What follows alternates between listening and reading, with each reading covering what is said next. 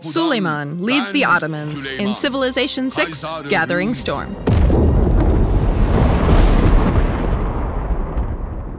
He is commonly referred to as Suleiman the Magnificent, and personally led conquests to expand his empire while instituting societal reform.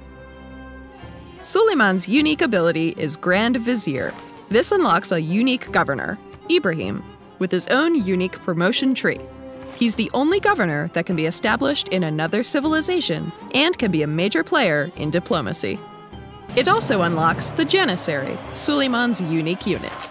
This musketman replacement is stronger and cheaper to build, and starts with a free promotion, but it consumes a population in the city in which it is trained, unless it is trained in a conquered city. The Ottomans' unique building is the Grand Bazaar. It replaces the bank in the commercial hub and adds extra amenities and strategic resources that are available in that city. Their unique unit is the Barbary Corsair. This naval raider replaces the privateer, but can be built earlier. Also, coastal raids have no movement cost for this unit. The Ottomans' unique ability is Great Turkish Bombard. They can construct siege units much faster, and all siege units receive additional combat strength.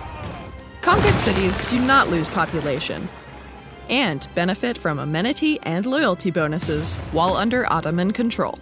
As the Ottomans, the medieval and Renaissance eras will be your prime time for conquest. Use your powerful siege units to topple foreign cities, and Ibrahim's abilities as governor to secure them.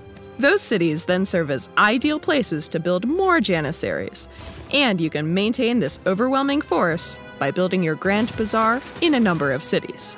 Will you turn the eyes of the world to your victories? How will you lead the Ottomans in Sid Meier's Civilization 6, Gathering Storm?